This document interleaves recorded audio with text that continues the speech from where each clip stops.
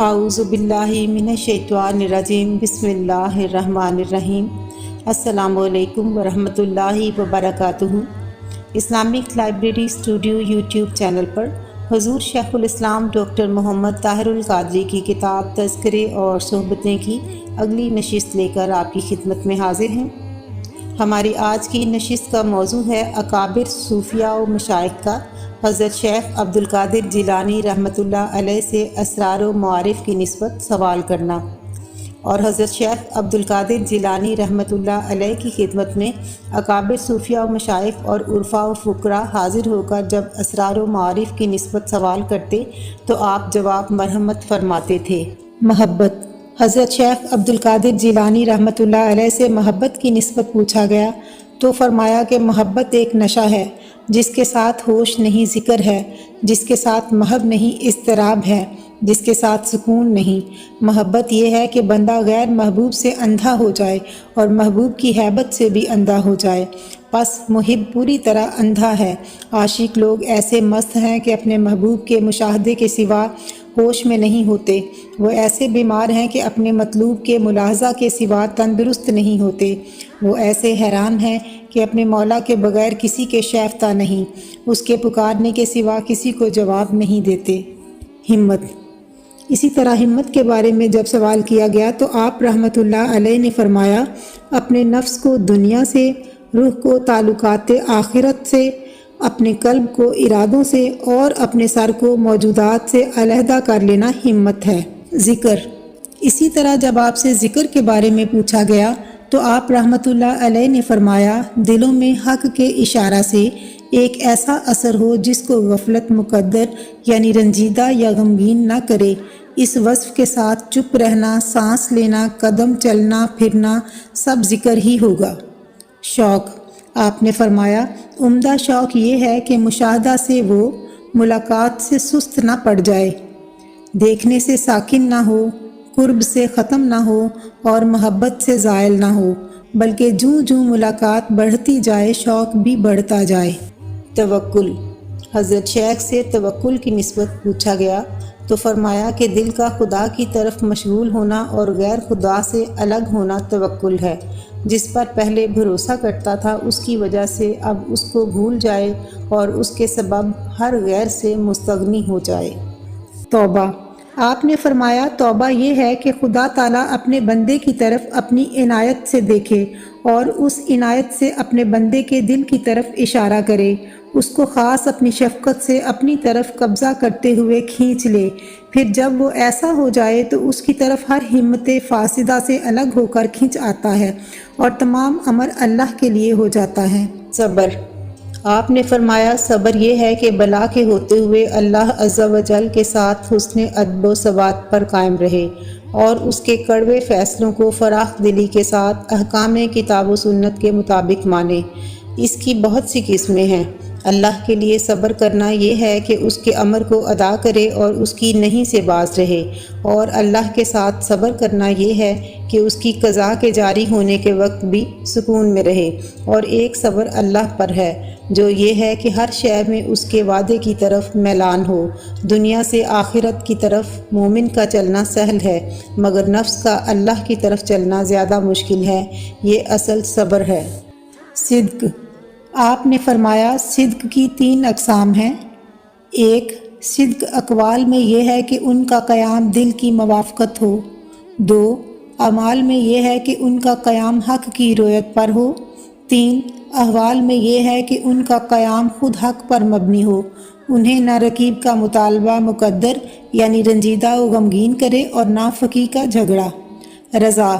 حضرت شیخ رحمۃ اللہ علیہ سے رضا کی بابت پوچھا گیا تو فرمایا کہ وہ یہ ہے کہ تردد کو اٹھا دیا جائے اور جو کچھ اللہ کی طرف سے ہو اسی پر کفایت کرے، اور جب کوئی قضا نازل ہو تو دل اس کے زوال کی طرف نہ جھانکے۔ خوف۔ حضرت شیخ رحمۃ اللہ علیہ سے خوف کی بابت پوچھا گیا تو فرمایا کہ خوف کی بہت سی اقسام ہیں۔ خوف تو گناہ گاروں کو ہوتا ہے، رہبت عابدوں کو، خشیت عالموں کو، وجد دوستوں کو اور ہیبت عارفوں کو ہوتی ہے۔ گناہ گاروں کو خوف عذاب سے ہے، عابد کا خوف ثواب عبادت کے فوت ہونے کی وجہ سے ہوتا ہے، عالموں کا خوف طاعت میں شرک خفی سے ہوتا ہے، عاشقوں کا خوف ملاقات کے فوت ہونے سے ہے، اور عارفوں کا خوف ہیبت و تعظیم ہے۔ یہ خوف سب سے بڑھ کر ہے کیونکہ یہ کبھی دور نہیں ہوتا، اور یہ تمام اقسام جب رحمت و لطف کے مقابل ہو جائیں تو تسکین پا جاتے ہیں۔ رجا۔ حضرت شیخ رحمۃ اللہ علیہ سے رجا کی نسبت پوچھا گیا تو فرمایا کہ رجا یہ ہے کہ خدا تعالیٰ سے فقط حسن ظن ہو۔ اللہ تعالیٰ کے ساتھ حسن ظن یہ ہے کہ آنکھ کی نظر عنایت کی طرف ہو اور دل کی نظر رب کی طرف ہو۔ دعا۔ حضرت شیخ رحمۃ اللہ علیہ سے دعا کی بابت پوچھا گیا تو فرمایا کہ اس کے 3 درجے ہیں: تصریح، اشارہ اور تعریض۔ تصریح یہ ہے کہ اس کا تلفظ ہو۔ تصریف موسیٰ علیہ السلام کے اس قول میں ہے کہ اے میرے رب مجھے اپنا آپ دکھا دے کہ میں تجھ کو دیکھ لوں، یہ رویت کی تصریح ہے۔ اشارہ یہ وہ قول ہے جو قول میں چھپا ہوا ہو، یعنی اشارہ قول مخفی ہے۔ اشارے میں حضرت ابراہیم علیہ السلام کا یہ قول ہے کہ اے میرے رب مجھے دکھا کہ تو مردوں کو کیسے زندہ کرتا ہے، یہ رویت کی طرف اشارہ ہے۔ تعریض وہ التجا ہے جو دعا میں چھپی ہوئی ہو۔ تعریض میں سے حضور نبی اکرم صلی اللہ علیہ وآلہ وسلم کا یہ قول ہے کہ خداوند ہم کو ایک لحظہ کے لیے بھی ہمارے نفسوں کے سپرد نہ کر۔ حیا۔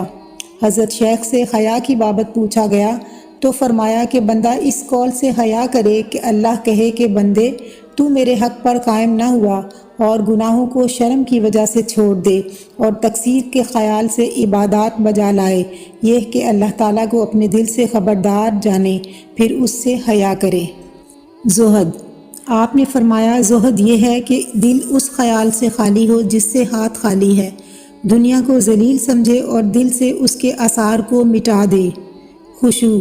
آپ نے فرمایا خشوع یہ ہے کہ علام الغیوب کے لیے دل احساس ذلت کے ساتھ جھکے رہیں۔ صحبت اللہ تعالیٰ سے۔ آپ نے فرمایا کہ ہمیشہ اس کا ادب، ہیبت اور مراقبہ کا لزوم ہو اور اس کے غیر سے باطن کی علیحدگی ہو۔ صحبت رسول اللہ صلی اللہ علیہ وآلہ وسلم سے۔ وہ یہ ہے کہ ہمیشہ آپ صلی اللہ علیہ وآلہ وسلم کی سنت کا کامل اتباع ہو اور اس کے علم سے ظاہر و باطن کا معانقہ رہے۔ فقر۔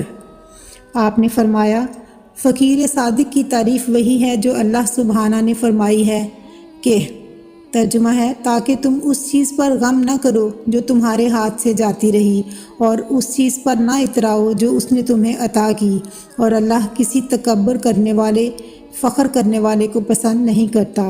پھر فرمایا پس تم اللہ سے ڈرتے رہو جس قدر تم سے ہو سکے، اور اس کے احکام سنو اور اطاعت کرو اور اس کی راہ میں خرچ کرو، یہ تمہارے لیے بہتر ہوگا۔